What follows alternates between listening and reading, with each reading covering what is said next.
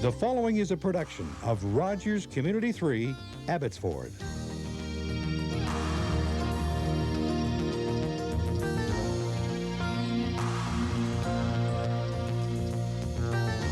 Coverage of the 1991 Abbotsford International Airshow, brought to you by Trans Mountain Pipeline Company Limited, Canadian Energy on the move. And by Huntington Duty Free, located at the Abbotsford Sumas border crossing. Huntington Duty Free, a proud member of the Abbotsford Clearbrook Chamber of Commerce.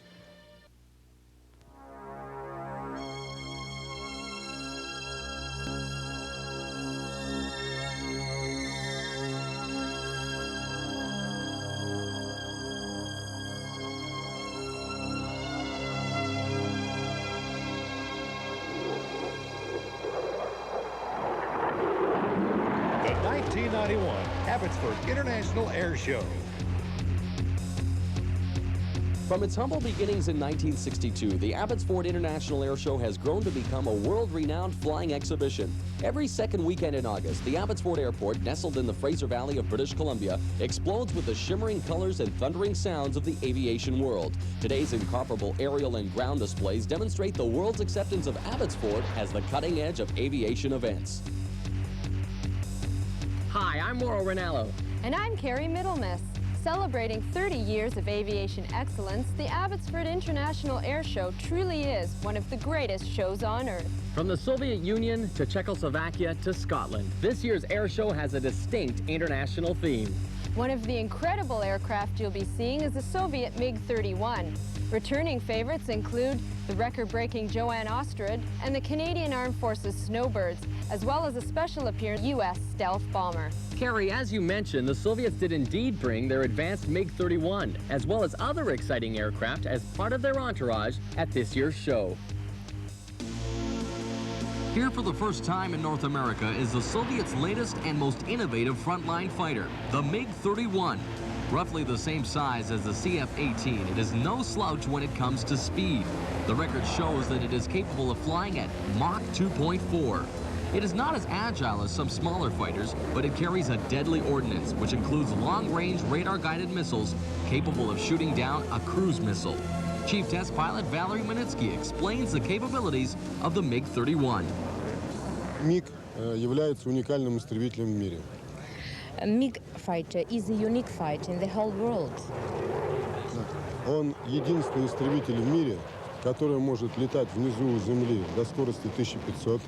So it is the only fighter in the world which can just operate, which can fly at ground level at a speed of 1,500 kilometers per hour. И 3000 километров наверху. And it can achieve the speed, yes, of 3,000 kilometers per hour at high altitude. The most modern technology is used in this configuration. MiG-31 is equipped with the radar, which lacks any other fighter of the world.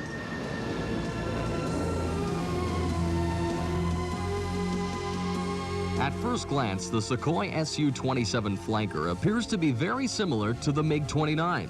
However, it is actually a much larger airplane. It compares closely with an F-15 in size. The instrumentation is very close to that of the MiG-29, but unlike its American counterpart, you won't find any computer screens here.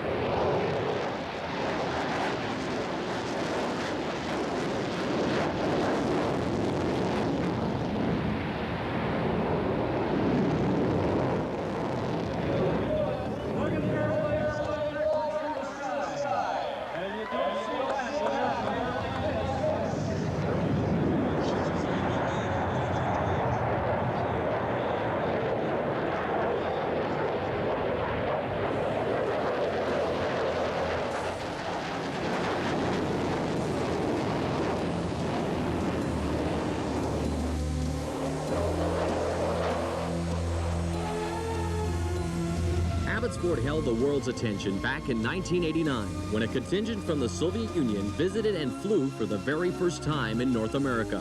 The mammoth Antonov AN-225 transport aircraft, when in flight, defies imagination, weighing as much as 600,000 kilograms with maximum load. Just sit back and watch how graceful a plane this size can perform.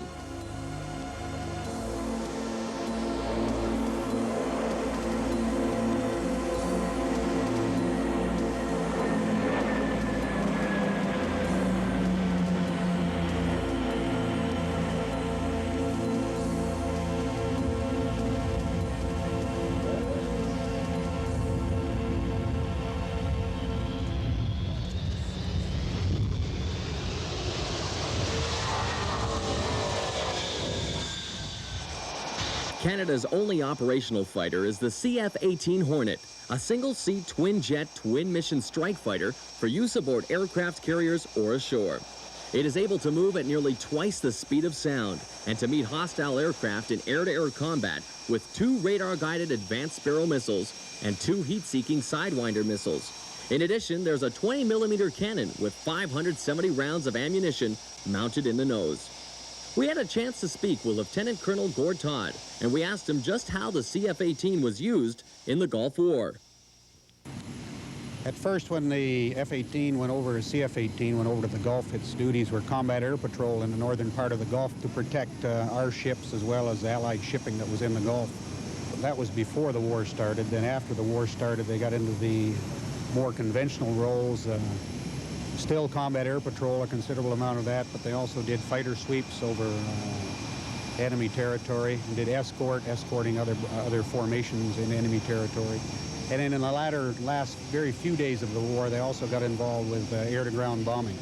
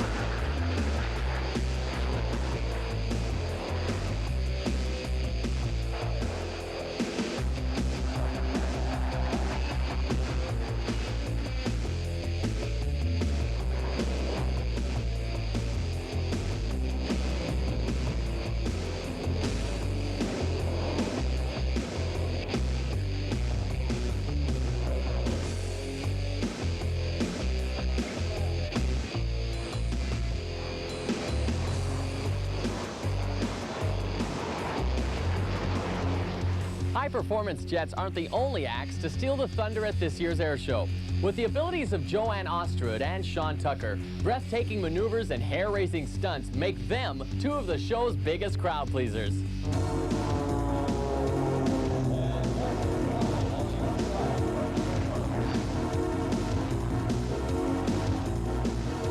Joanne Astrud has been performing at the Abbotsford International Airshow since 1974, when she first appeared in a 100-horsepower Piper Cub plane.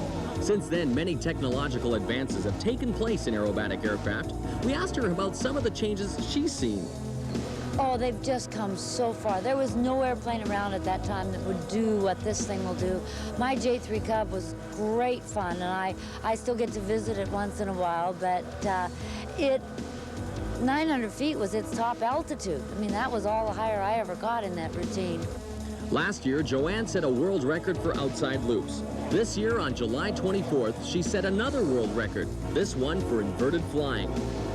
Flew upside down from Vancouver to Vanderhoof nonstop, inverted the whole way, and we beat a 58-year-old record for inverted endurance, and also a record that was set in France between London and Paris for distance. We more than doubled the distance record and added 30-some minutes to the endurance record for 4 hours, 38 minutes, and 10 seconds. The plane of choice for Joanne nowadays is the Ultimate 10-300S. She told us a little bit about this unique flying machine. Well, it's an airplane that's been built in Canada. It was built in Guelph, and I bought it a year and a half ago. We've done a lot of work to the airplane. First of all, to make it fit me. Second of all, to make it capable of the world record that we just completed. And third, some aerodynamic modifications to make it a better airshow airplane.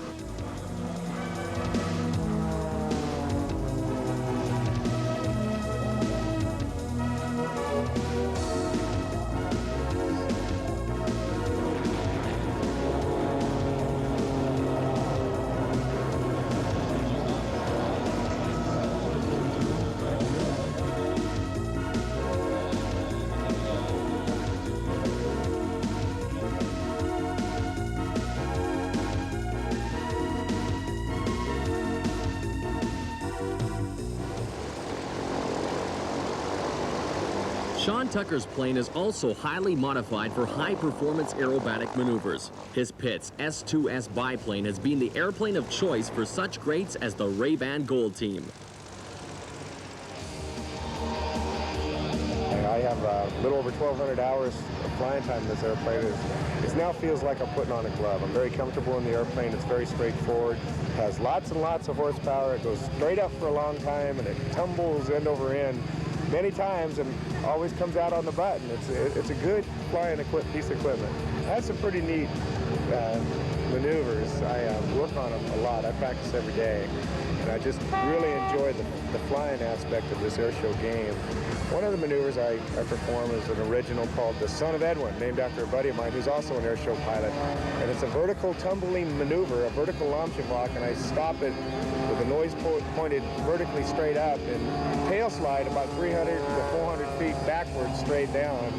And that's fun because then when you're going backwards straight down, you're flying it. You're flying it like all the controls are reversed. It's like kind of backing up a double-hitched semi-trailer. It takes a while, but once you get it figured out, it's a lot of fun. In 1970, I started flying, and I received my private pilot's license, and had a real fear of stalling the airplane and anything an unusual attitude. So what I went ahead and did is took an aerobatic course in flying, and what that did for me is enable me to conquer a fear. And whenever you conquer one fear, you fall in love with it, and you become very strong at what you're doing.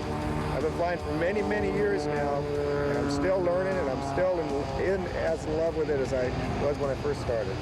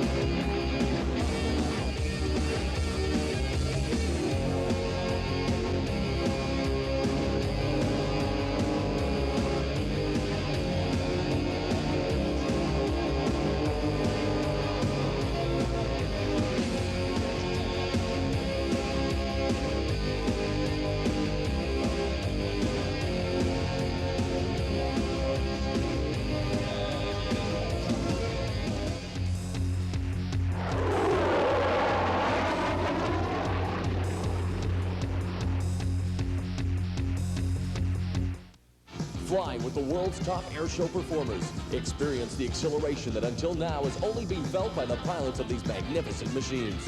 From the Cockpit puts you in the cockpit. Set $19.95 plus $4 shipping to Aviation Films, 2411 Park Drive, Abbotsford, BC. V2S 4C2. That's Aviation Films, 2411 Park Drive, Abbotsford, BC. V2S 4C2.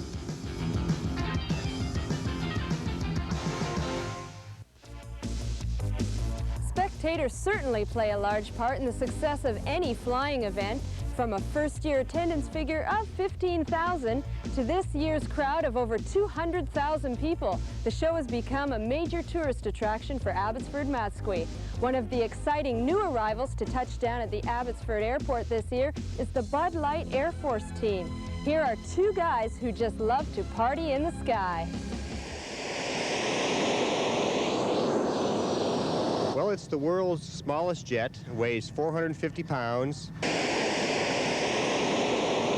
The whole length of the airplane is only 12 feet, and from wingtip to wingtip, 17 feet. Top speed of it's 350 miles per hour. This one here was used in the James Bond movie a few years back, Octopussy, where James Bond kind of rolls it off a trailer and takes off and goes over the bad guys in it. But it's the same airplane that was used for that.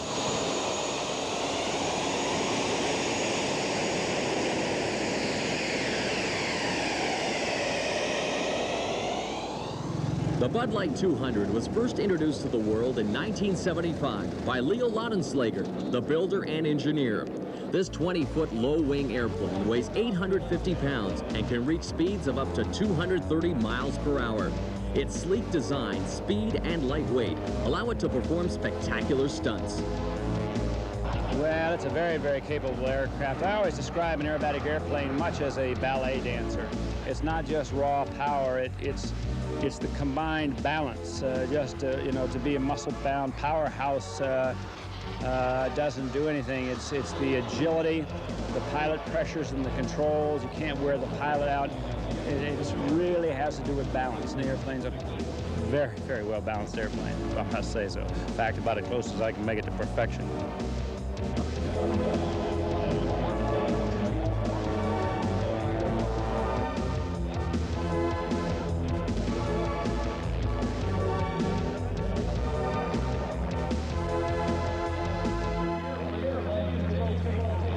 Not all of the high-impact events sizzle the skies at the Abbotsford Airshow. Les Shockley in his Shockwave jet truck.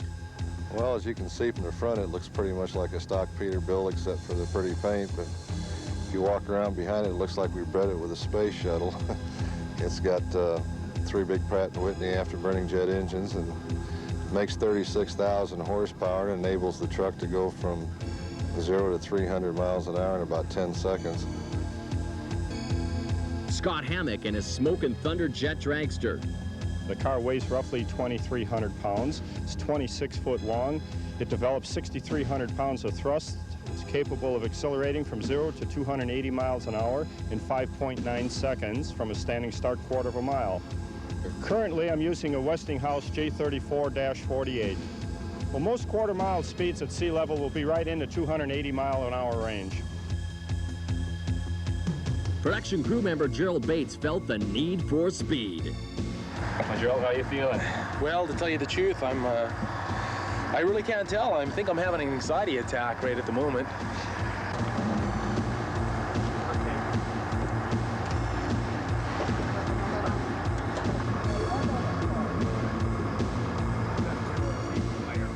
These two speed demons emanate tremendous amounts of raw power on the runway. Hold on to your seats as Les Shockley takes Gerald and you on the ride of your lives.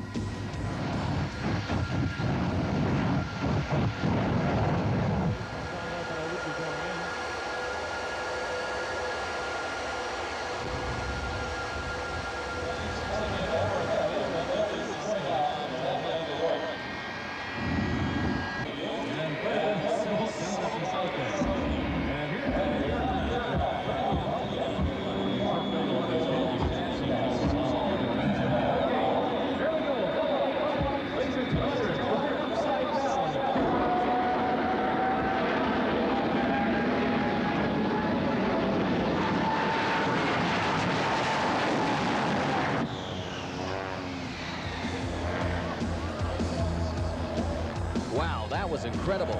Let's now put you in the passenger seat next to Les and Gerald and show you what it's really like to shoot down the runway at 300 miles per hour.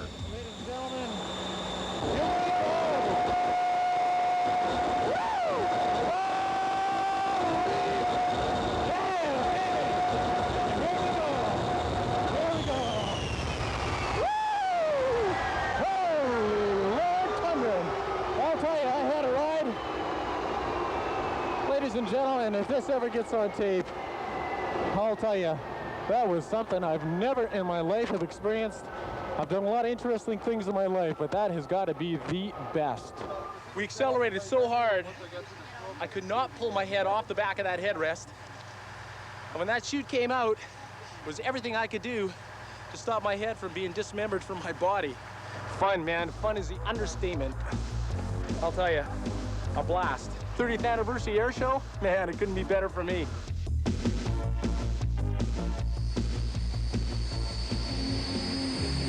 One of the most popular sights at the Abbotsford International Air Show every year is the appearance of the Canadian Forces Snowbirds, truly Canada's pride and joy. In contrast to the roar of the fighter jet teams, the Snowbirds quietly perform their aerial ballet with breathtaking precision. The sight of their 9 planes weaving amongst each other with a flawless timing that is their trademark is a truly beautiful sight. Captain Rich Lancaster describes the Snowbirds plane, the CT-114 Tudor. Well, the Tudor is a jet, but its main purpose is to train pilots, and it was designed in the late 50s, built in the early 60s by Canadair in Montreal, so it's a totally Canadian designed and built airplane, and its specific role as a trainer. So it's a very stable, very forgiving, very predictable airplane, which makes it a perfect airplane for what we do in formation. Compared to a fighter, which is a fast, high-performance, very unstable airplane, as far as getting the required performance out of it. So it's a little bit different. People watching the Thunderbirds, you will see a much faster and much noisier show than the Snowbirds, because it's a high-performance fighter.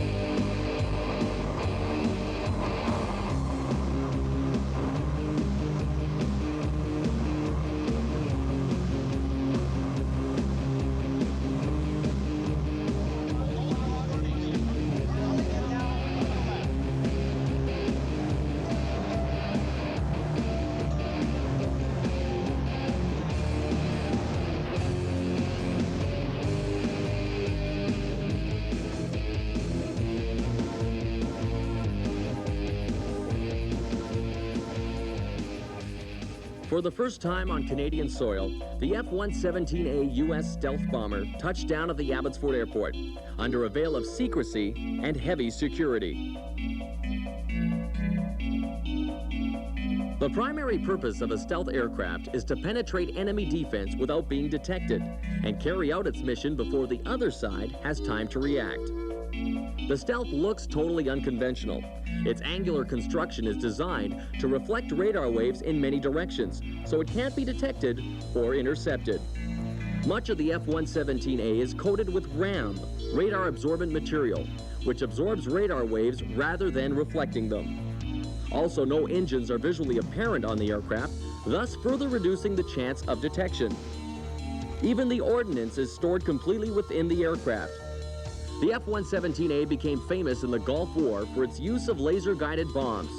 Because of the pinpoint accuracy of these weapons and the aircraft's superior ability to reach the target undetected, there's little that can be done to keep this amazing machine from accomplishing its objectives.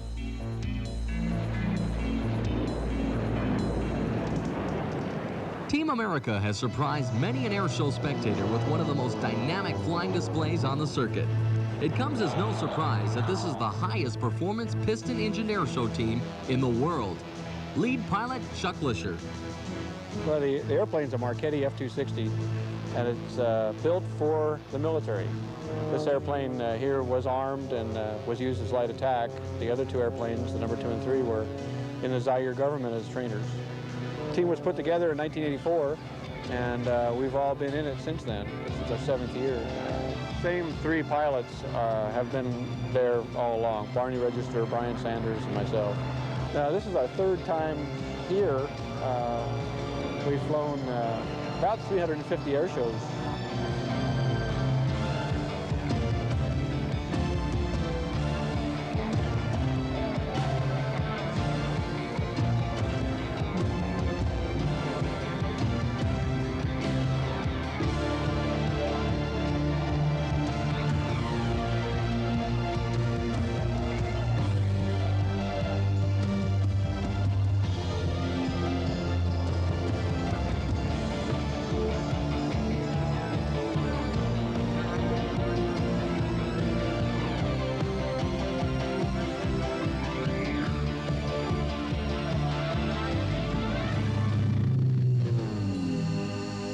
The United States Air Force Thunderbirds are among today's elite air demonstration squadrons. Their plane of choice is the General Dynamics F-16 Fighting Falcon. Captain Lonnie Coleman describes this amazing team. Well, the team was designed and established back in 1953. Since then, the team has basically traveled around the United States and other countries, demonstrating to the people of America and other countries what the capabilities of the aircraft, the people, and the planes are that the Air Force and the United States possesses. Well, the team itself is made up of 11 officers and approximately 129 maintenance crew and maintenance personnel. Those people make up 35 different specialties, and they each travel with us at different times. We bring about 60 to 70 people on the road to make our show, which you probably saw today, happen. The Thunderbirds have flown a lot of different aircraft. We've flown, started out in the F-84s. We've flown the F-100 for a long time. We flew the T-38 just prior to going to the F-16. We transitioned to the F-16, which we're currently flying back in 1983, and we've been flying it for now approximately about 8 to 9 years.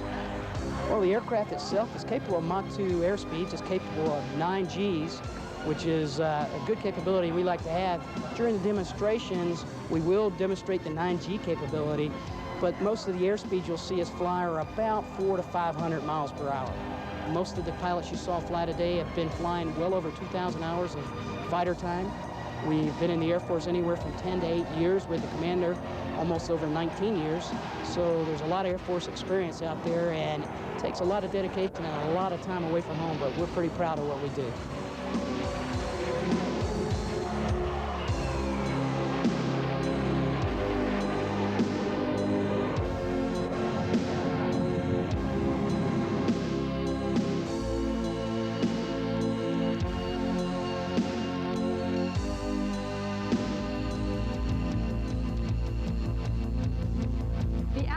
International Airshow is the best in aerobatic demonstrations, the most diverse collection of international performing acts in the world. And now at the Airshow Canada Trade Show, the latest in technology in the aerospace industry is exhibited. So no matter how you look at it, the Abbotsford International Airshow is the greatest show on earth. For Mauro Ranallo, I'm Carrie Middlemiss. Thanks for joining us. Bye-bye, everyone.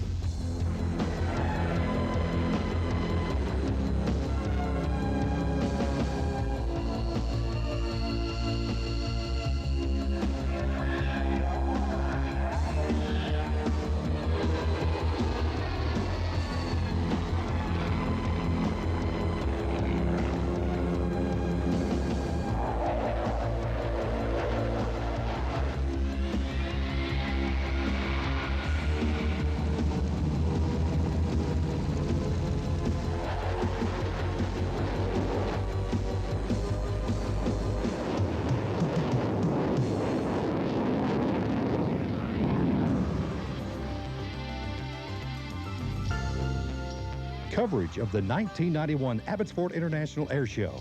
Brought to you by Trans Mountain Pipeline Company Limited. Canadian Energy on the move. And by Huntington Duty Free, located at the Abbotsford-Sumas border crossing. Huntington Duty Free, a proud member of the Abbotsford Clearbrook Chamber of Commerce.